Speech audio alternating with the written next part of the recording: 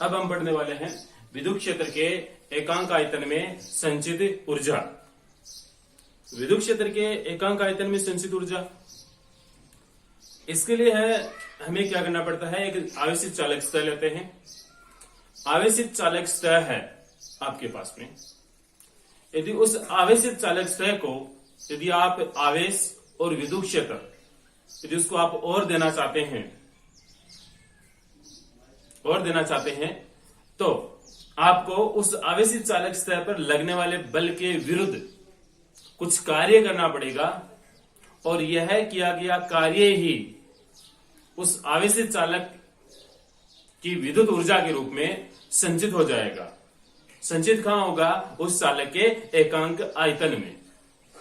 दोबारा रिपीट कर रहा हूं, इससे आपने पहले वाला जो टॉपिक पढ़ा था उसमें आपने एक चीज पढ़ी थी, यदि हम किसी चालक को आवेश दे रहे हैं या उसको आवेशित कर रहे हैं तो उस पर एक बल कार्य करने लग जाता है, और जो बल और जो दाब उन दोनों की जो डायरेक्शन है उस तल के अभिलंबवत बाहर की ओर होती है, यानी कि प्रतिकर्षण बल कार्य करने लगता है।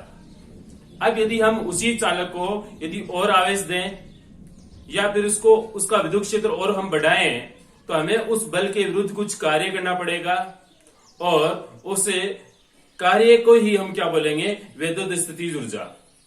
ठीक है, दोबारा सुन लीजिए। जहां पर ऊर्जा का नाम आ जाए तो ऊर्जा का नाम आते ही सबसे पहले हम सीधे सीधे सोचते हैं कार्य के बारे में। ऊर्जा का नाम आते ही हमें कार्य के बारे में सोचना है, तो कार्य का सूत्र क्या होता है? बल गुणा विस्थापन। तो आए हम इसी प्रकार से एक चालक की कल्पना करते हैं। ये एक चालक है आपके पास में, गोलाकार चालक है, और उसको हम आवेशित कर रहे हैं। तो हमने मान लिया कि हमारे पास में एक स्मॉल आर त्रिज्या का एक गोलाकार चालक है। गोलाकार ये बना नहीं है तो इसको थोड़ा सा बना रहा हूं मैं।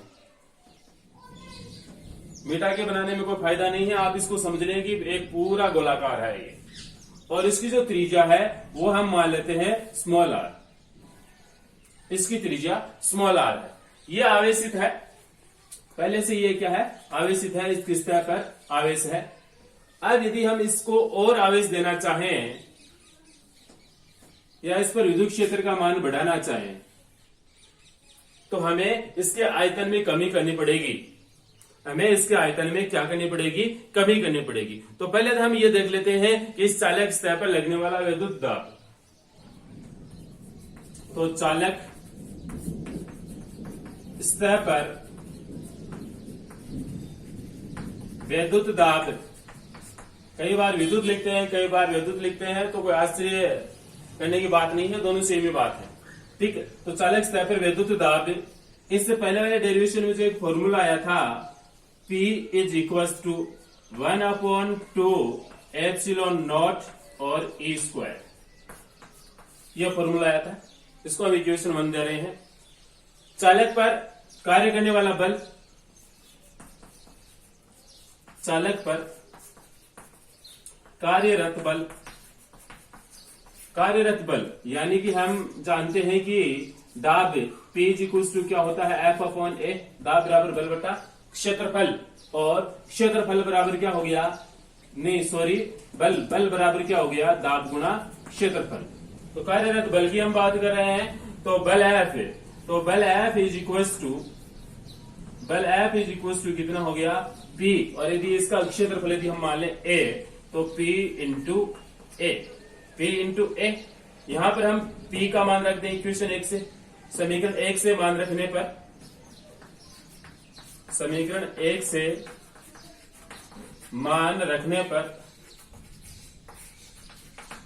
तो समीकरण 1 से मान रखने पर ये वाली इक्वेशन क्या हो गई? F is equal to 1/2 epsilon not E square into A। A क्या है? गोले का क्षेत्रफल। तो गोले के क्षेत्रफल का फॉर्मूला क्या होता है? 4πr square. यदि इसकी त्रिज्या स्मॉल r है तो आप भी स्मॉल r लिख लें, तो 4πr स्क्वायर। इसकी जगह हम रख दें x का क्षेत्रफल रख दें, तो F is equal to 1/2 epsilon not E square into 4πr square. इसको आप इक्वेशन दे दें 2। अब हमें क्या करना पड़ेगा, इस आवेशित चालक की सतह पर विद्युत आवेश या विद्युत क्षेत्र का मान बढ़ाने के लिए हमें क्या करना पड़ेगा, इसको संकुचित करना पड़ेगा, यानी कि इस चालक को संपीड़ित करना पड़ेगा। तो संपीड़ित करने पर तो पृष्ठ आवेश घनत्व वो क्या हो जाएगा, बढ़ जाएगा। तो हम क्या करते हैं, इस चालक को dr दूरी तक संपीड़ित कर देते हैं। कितनी दूरी तक, dr दूरी तक इसको संपीड़ित कर देते हैं। ये कितनी दूरी है, dr दूरी तक। ठीक है, तो इस चालक सतह को हम यहां से यहां तक इसको संपीड़ित किया, यानी कि विस्थापन कितना हुआ हमारे पास में, dr। ठीक है, तो अब हम क्या लिखने वाले हैं, सतह को, चालक की सतह को dr दूरी तक संपीड़ित करने में किया गया कार्य। ठीक है, अल्प विस्थापित कर रहे हैं तो कार्य भी क्या होगा, अल्प होगा। अतः dw is equal to F dot, यानी कि कार्य बराबर क्या होता है, आप ही बताएं। कार्य बराबर बल गुणा विस्थापन, तो कार्य बराबर बल इंटू विस्थापन। विस्थापन कितना, कितनी दूरी तक विस्थापित किया, इसको संपीड़ित किया, dr। तो ये dr, बल का मान समीकरण 2 से, तो समीकरण 2 से मान रखने पर तो dw इज इक्वल टू क्या हो गया, dw is equal to 1/2 epsilon not T square into 4 pi r square और इंटू ये गुणा dr। यानी कि इसको हमने संपीड़ित किया, dr दूरी तक संपीड़ित किया इस चालक को, तो इसके आयतन में कमी हो गई। इसका इतना आयतन है, ये जो डैश डैश का रखा, इतना आयतन क्या हो गया, कम हो गया। और इस जो डैश डैश वाले भाग का जो आयतन है, उस आयतन का फॉर्मूला यही रहेगा। आयतन का फॉर्मूला क्या रहेगा, यही रहेगा। अतः हम लिख सकते हैं, अतः आयतन में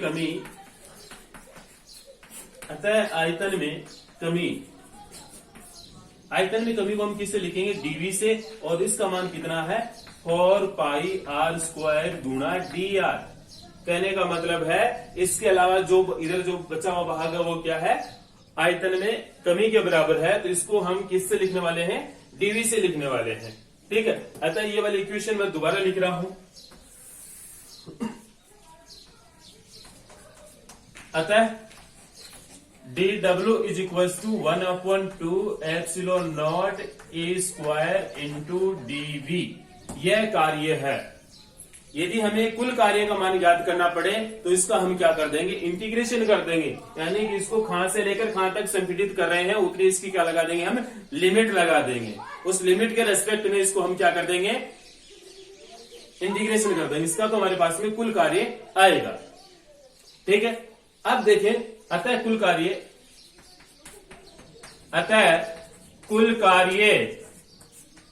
कार्य W is equal to integration 1/2 epsilon not E square dv। ठीक है, और यह किया गया कार्य विद्युत स्थितिज ऊर्जा के रूप में संचित हो जाता है। तो नीचे हम लाइन लिख देंगे, यह किया गया कार्य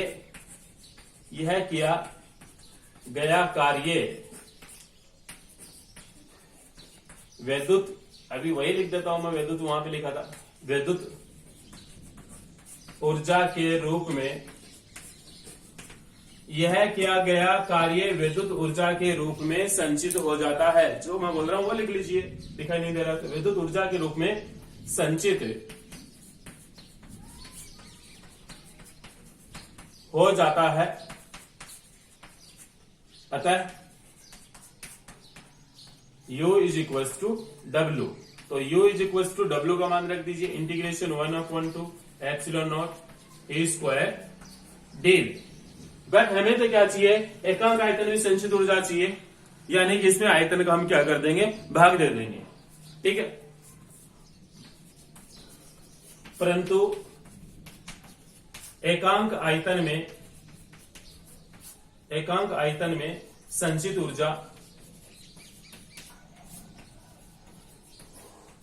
ऊर्जा को हम लिखने वाले हैं UV से, तो U V is equal to किया गया कार्य, कुल कार्य, तो यहां पर हमें कुल आयतन लिखना पड़ेगा, या फिर अदरवाइज हम ये वाला मान लिखें तो ये भी क्या है, ऊर्जा ही है, कुल ऊर्जा बटा कुल आयतन, तो dw अपॉन dv, तो ये हो गया uv is equal to dw का मान क्या 1/2 epsilon not E square dv और बटा ये dv, तो dv से dv क्या हो गया, कैंसिल।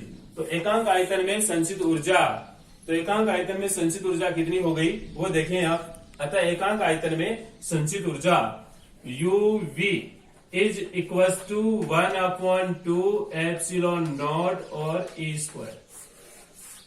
ये अब देखो, इससे पहले वाले डेरिवेशन में आपने विद्युत दाब के बारे में पढ़ा था, तो विद्युत दाब का भी मान ये फॉर्मूला यही आया था, और एकांक आयतन में संचित ऊर्जा भी ये इतनी ही है, तो कहने का मतलब है सेम है। दूसरी बात यह है कि यहां पर तो आपने जो चालक है वो गोलाकार ले लिया, यदि इसकी जगह आप वर्ताकार लें, आयताकार लें, घनाकार लें, अन्य कोई आप चालक लें जिसका आकार कैसा भी हो, तो प्रत्येक आकृति के लिए जो हम फॉर्मूला ज्ञात करेंगे एकांक आयतन में संचित ऊर्जा, तो यही आएगा, आंसर क्या आएगा, यही आएगा। दोबारा समझे इसको एक बार यहां से इसको, कि ये हकीकत में है क्या। किसी भी आवेशित चालक सतह पर आवेश तथा विद्युत क्षेत्र की मात्रा को बढ़ाने के लिए हमें एक विद्युत बल के विरुद्ध कार्य करना पड़ता है, और यह किया गया कार्य ही उस चालक के एकांक आयतन में ऊर्जा के रूप में संचित हो जाता है। ठीक है, यह बात है। इसके बाद में एक छोटा सा टॉपिक और बचा है कि हमारे पास में साबुन का बुलबुला होगा, उस आवेशित साबुन के बुलबुले में दाब आदिकी कितना होगा। साबुन का बुलबुला है, उसमें दाब आदिकी कितना होगा, ये आपने 11वीं क्लास में पढ़ा था। ठीक है, अब उस साबुन के बुलबुले को हम क्या कर देते हैं, आवेशित कर देते हैं। तो आवेशित करने पर उसमें जो कुल दाब आदिकी है उसका मान कितना होगा, वो हम पढ़ने वाले हैं नेक्स्ट पॉइंट में।